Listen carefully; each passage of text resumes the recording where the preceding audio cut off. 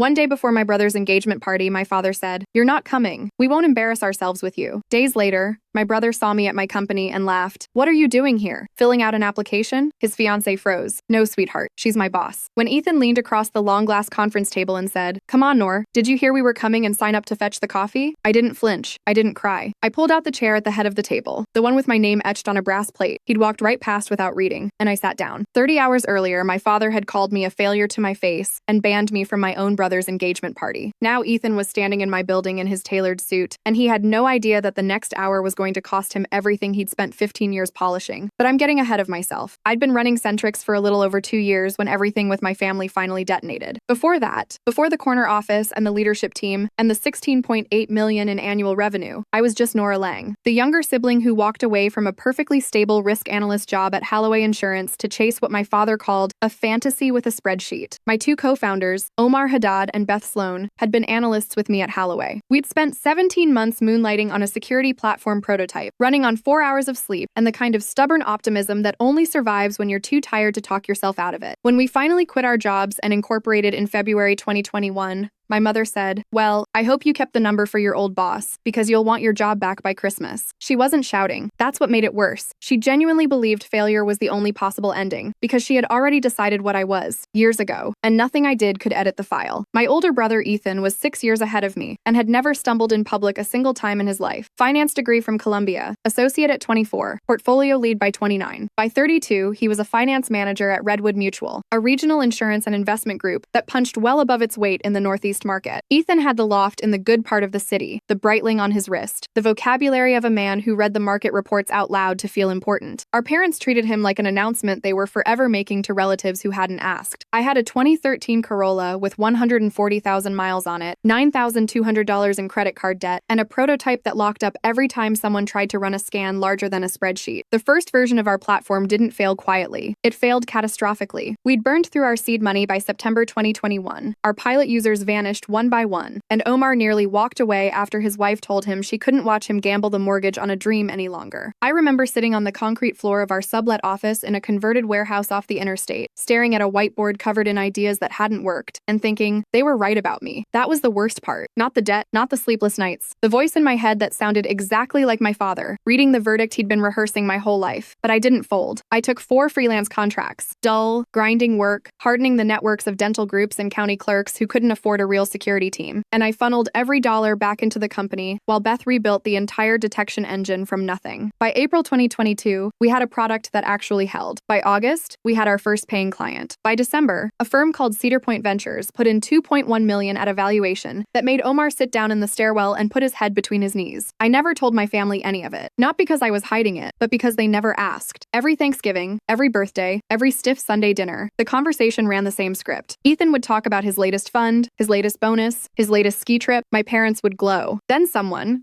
usually my mother, would turn to me and ask, "And how are you getting by, sweetie?" in the tone people use when they're praying you won't say anything that spoils the mood. So I'd say, "Fine, busy, work stuff." And they'd nod, relieved, and move on to Ethan's return on investment. By the time my brother got engaged to Vanessa Cole, a vice president at Redwood Mutual who'd climbed the ladder faster than anyone the firm had seen in a decade, Centrics occupied the top 4 floors of a restored mill building downtown. I had 53 employees, in-house counsel, a chief of staff named Dana Voss, who ran my calendar like an air traffic controller, and a reputation as the most aggressive security company on the corridor between Boston and New York. None of that reached my family. To them, I was still the girl who left a real job to bet on something silly, and I was about to learn exactly how little they thought of me. The Thursday before Ethan's engagement party, I drove out to my parents' house in Glastonbury to drop off a gift. I'd bought them a Le Creuset Dutch oven, the deep cream one my mother had been circling in catalogs for a year, and I'd wrapped it myself, badly, because I've never once folded a corner cleanly in my life, but I always tried. I found my father in the kitchen. Gerald Lang was a retired high school principal who carried himself like a man who'd narrowly missed the governor's office. He set his coffee mug down on the counter with that slow, deliberate weight he used whenever he was about to hand down a ruling he'd been polishing in private. "We need to talk about tomorrow," he said. I was balancing the wrapped box against my hip. "Sure. What time do you want me? I figured I'd come early and help Mom set the tables. You're not coming. I blinked. The box suddenly felt like it was made of stone. What? We don't want to feel embarrassed introducing a failure as our daughter in front of your brother's successful fiancé and her family. The clock over the stove ticked. The refrigerator hummed. My mother, Carol, sat at the table folding cloth napkins into sharp little triangles. She did not look up. I stood there waiting for the correction, the softening, the what your father means is. It never came. Dad,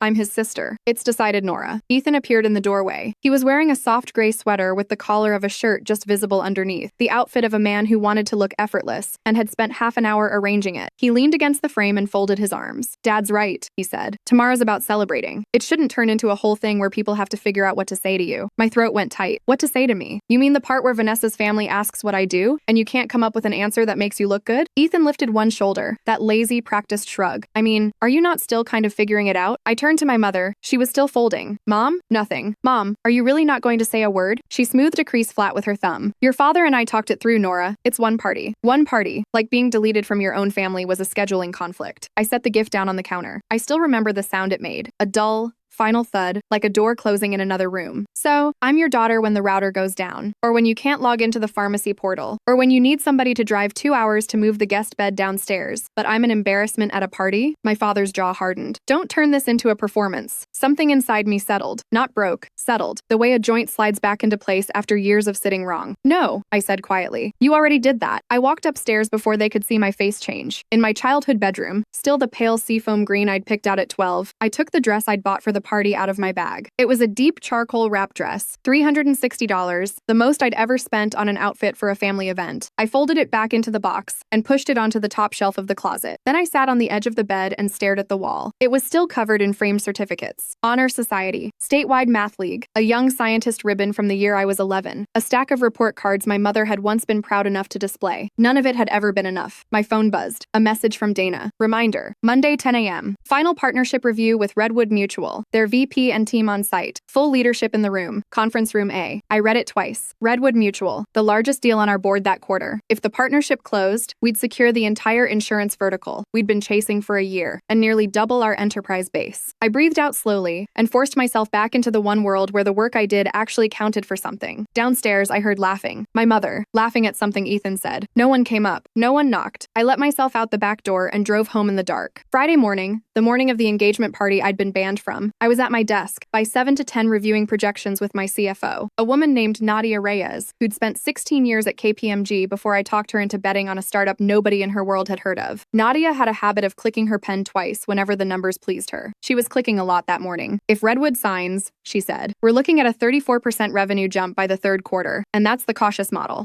When they sign, I said. She smiled. When? At noon, while my family was raising glasses at a brunch I wasn't allowed near, I approved a $240,000 budget to expand the platform into 3 new markets. At 2, I walked through the partnership contract with our outside counsel, Paul Redding, a corporate attorney from Whitmore and Cates who'd handled our Series A, and had since become one of the few people whose judgment I never questioned. Paul was dry, exact, and had once told me that the finest revenge in business was a clean contract and a long memory. The Redwood deal is solid, he said over the phone. Financials are clean, projections are honest. One thing to keep an eye on. They've had some internal culture noise, complaints about a couple of senior managers. Nothing public, but I'd watched the room during the face-to-face. Culture noise? I repeated, writing it down. Arrogance, entitlement, the usual. Word is a few of their managers treat the junior staff like office furniture. I almost laughed. That evening, my phone lit up with a photo in the family group chat. Ethan, Vanessa, my parents, Vanessa's family, all of them out in the backyard I'd grown up running through, gathered around a table dressed in white linen and gold accents. My mother had brought out the good china. My father was smiling, the wide, unguarded smile he saved for moments he'd decided were worthy of it. I was not in the picture. I was not in the caption. I took a screenshot, not out of spite, but out of clarity. I wanted a record of the exact moment I finally understood the terms of the arrangement. Then I set the phone face down and went back to work. Monday morning, 9:47. Dana stepped into my office holding the visitor log and wearing an expression I couldn't quite place. Nora, the Redwood delegation just checked in. Conference room A. I've got the deck loaded and the financials binder set out. How many? 5. Their VP, Vanessa Cole, is leading. She's got her account director, their head of operations, a junior analyst, and, Dana paused, a finance manager named Ethan Lang. The name landed in my chest like a car door slamming shut. I didn't say anything for 3 full seconds. Dana, who had worked beside me for 2 years and knew the shape of my family and the broad strokes I'd shared once over late takeout on a bad night, watched my face carefully. "That's my brother," I said. Dana's eyebrows rose about a centimeter. "Do you want me to hand the meeting to Nadia?" I thought about it for maybe 5 seconds. Then something cold and clean took over. The same instinct that had carried me through the platform crash, the funding rejections, the nights I ate cereal at my desk because the budget didn't stretch to anything else. "No," I said. "Let's go." I stood, buttoned my blazer, a deep navy one I'd bought with my first real bonus, and walked toward conference room A. Through the glass wall, I could see them. 5 people arranged around the long table. Vanessa was reviewing her notes,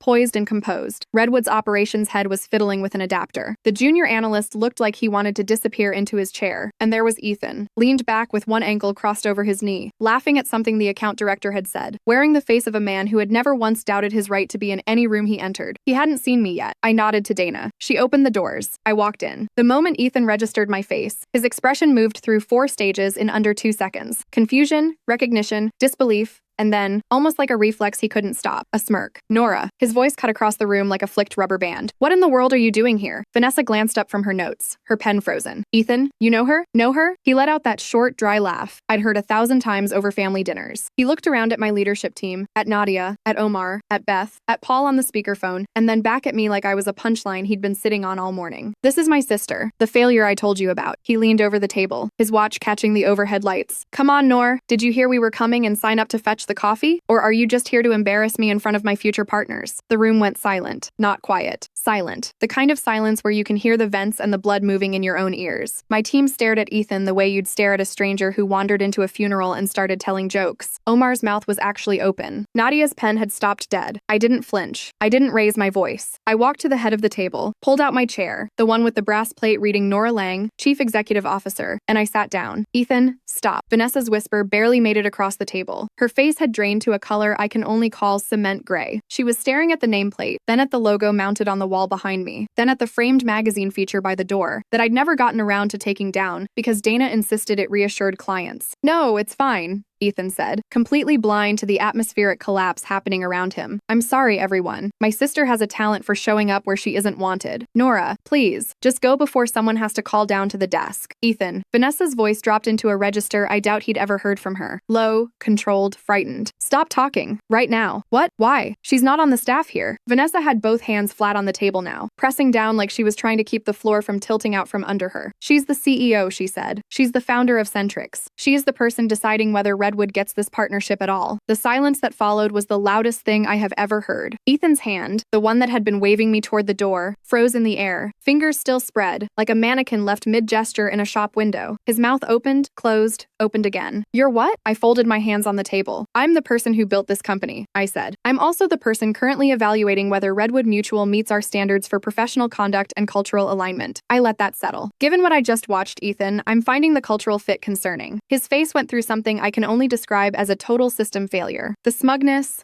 the ease, the lifetime of being the one everyone turned to look at. All of it flickered and dropped out like a screen losing power. For the first time in my adult life, I watched my brother look small. "Nora, I didn't," he started. "Mr. Lang," Nadia cut in, her voice crisp and even, "I'd strongly recommend you stop talking. Immediately." He stopped. For the next 70 minutes, I ran the most thorough partnership review of my career. I went through Redwood's quarterly figures line by line. I questioned their client retention numbers. I asked about staff turnover, internal complaint records, and how management accountability was actually enforced. I raised the culture concerns Paul had flagged and watched Vanessa flinch when I asked her to speak to them directly. Vanessa, to her enormous credit, was outstanding. She answered every question with precision, produced documentation without stalling, and carried herself like the professional she plainly was. She never once looked at Ethan. She didn't need to. Everyone in that room already understood what had happened and what it was going to mean. Ethan sat in the corner for the rest of the meeting without saying a single word. He didn't take notes. He didn't touch his phone. He just sat there getting smaller, while the sister he'd called a failure ran the room he'd spent his whole life wanting to belong in. When the meeting ended, I stood and offered Vanessa my hand.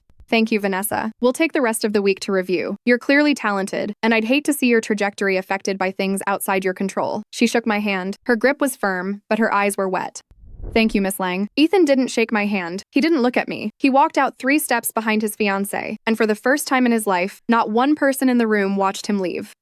That evening, my phone turned into a war zone. 7 missed calls from my father, 14 texts from my mother. A voicemail from Ethan that I listened to once and deleted. It was 3 minutes of stammering and half apologies and the phrase, "You could have warned me," repeated over and over, as though I were the one who owed him a heads up. I waited until 8:30. I poured a glass of Malbec from a case a client had sent after we'd saved their network during a breach that would have ended them, and I sat in the window of my apartment looking out over the city. Then I called my father back. He answered on the first ring, "Nora." His voice was something I hadn't heard from him in years. Warm, eager, almost pleading. "Sweetheart, why didn't you tell us? Your mother and I, we had no idea you were doing so well. We were only worried about you understand? We didn't want you feeling pressured at the party. That's all it was." I took a sip of wine. "You called me a failure, Dad." That was a poor choice of words. I didn't mean, you told me I'd embarrass the family. Nora, we're having dinner tomorrow night. Just us, to celebrate everything you've done. Ethan feels terrible. He didn't realize. He didn't realize I had money, I said. He didn't realize I had power. He didn't realize I ran the company. His fiance's whole future is riding on. That's what he didn't realize. He knew exactly who I was when he humiliated me in front of my own team. Silence on the line, the specialized kind my mother had perfected over decades. "Nora, don't be like this," my father said, and I heard it, the warmth thinning out, the old impatience starting to seep through the cracks. "We're family. Families make mistakes. Family is the people who stay when the first version fails," I said. "You weren't there for the first version, Gerald, so you don't get to stand in the photo for the success." I heard him inhale sharply. I had never once called him by his first name. "Good night, Dad." I hung up. On Tuesday, I met Paul Redding at his office downtown. He had a corner suite with windows from floor to ceiling and a collection of old fountain pens he swore helped him think. "I went through the Redwood file," he said, sliding a summary across the desk. "Financials are clean, projections are realistic. Vanessa Cole is a strong operator. But I also pulled Ethan Lang's internal performance record from the due diligence package their legal team sent over, and," Paul tapped a pen against the edge of the folder, "3 formal complaints from junior staff in the last 2 years. All of them, the same theme. Condescension, taking credit for other people's work, making team meetings hostile. 2 of the people who filed them left the firm within 6 months." I sat back. "So he treats everyone the way he treated me. Looks that way." Redwood's HR documented every complaint and took no disciplinary action. And Vanessa Cole signed off on one of the performance reviews that cleared him. "She signed off," I said. "She's his fiancée, and she sits above his chain. The optics are exactly as ugly as you're imagining." I nodded slowly. "Draft 2 versions of the approval. One with Ethan on the account, one without." Paul raised an eyebrow. "You already know which one you're sending." "I do, but I want the record to show we weighed both. I don't want anyone, especially Vanessa, thinking this was personal." He gave me that dry, lawyerly smile. "It's a little personal." "Maybe," I said, "but the paperwork makes it professional." On Wednesday, I sent the first email to Vanessa Cole and the Redwood Mutual leadership. Centrics was pleased to approve the partnership, subject to one condition. Ethan Lang was to be removed from all Centrics-related accounts, effective immediately. His conduct during the initial meeting represented a serious breach of professional standards, and his internal record reflected a pattern inconsistent with our values. The condition was not open to negotiation. Vanessa replied within 90 minutes. "Understood. We'll complete the reassignment by end of week. Thank you for your continued confidence in the team." She didn't argue. She didn't defend him. I don't know what that says about their engagement, but I know what it says about her priorities. On Thursday, I sent the second email. This one went to my parents. It was 3 lines. "Since you're so concerned about awkward explanations, I've arranged a consultation for you with Teresa Kwan, a senior planner at Cedar Point Wealth Advisory. She can manage your retirement portfolio going forward. That way you'll never have to ask your failure of a daughter for help again." I attached Teresa's contact card. I didn't sign it, love. I didn't sign it at all. Then I blocked both of their numbers, shut my laptop, and stepped into the hallway where Dana was waiting with a coffee and the afternoon schedule. "How are you doing?" she asked. Not as my chief of staff, as someone who knew. "Clear," I said. "I feel clear." 3 months later, the Redwood partnership had generated $4.6 million in new revenue. Vanessa Cole had been promoted to senior vice president, partly on the strength of the Centrics deal. She sent me a handwritten note, real stationery, real ink, that read, "Thank you for judging me by my work, and not by my company." I keep it in the top drawer of my desk. Ethan, from what filtered back through the professional grapevine, had been quietly moved into an internal reporting role with no client-facing duties. He wasn't fired, but in his world, a world of visibility and status and being in the room where the deals happened, it was worse than being fired. He'd been made invisible. My parents tried to reach me through my cousin Renee, who called on a Saturday morning in the spring. "Your mom's really hurting, Nor. She says you won't answer her." That's correct. She says she didn't know about the company. She didn't want to know Renee. There's a difference. Renee was quiet for a moment. "Are you okay?" "Yeah," I said, and I meant it. I built something. I built it without them watching, without their approval, without their permission. And it turned out, the thing I was most afraid of, doing it alone, was the exact thing that made it mine. Last week, I walked into a board meeting where we voted unanimously to open a second office in Philadelphia. Nadia clicked her pen the whole way through. Omar teared up again. He's a crier. It's his thing. We love him for it. Beth brought a bottle of something sparkling in paper cups because nobody could find real glasses. Afterward, I stood stood alone in my office for a few minutes looking out over the skyline. My phone sat on the desk. No missed calls from my father. No pointed little texts from my mother. No brother smirking in a doorway telling me I wasn't enough. Just quiet, the good kind. I thought about the girl who sat on the edge of a seafoam green bed staring at certificates that were never enough. I wanted to tell her something. Not that it gets better, because that's too easy. And not that they'll be sorry, because that's too small. I wanted to tell her, you don't need them to see you. You just need to keep building until you can see yourself. The city hummed below me. The lights came on one window at a time. I finished my coffee, picked up my coat, and walked out into the evening. Into the life I'd built from the version that failed, the version no one believed in, the version that turned out to be the only one that ever mattered. They said I'd embarrass them. Turns out, they only embarrassed themselves.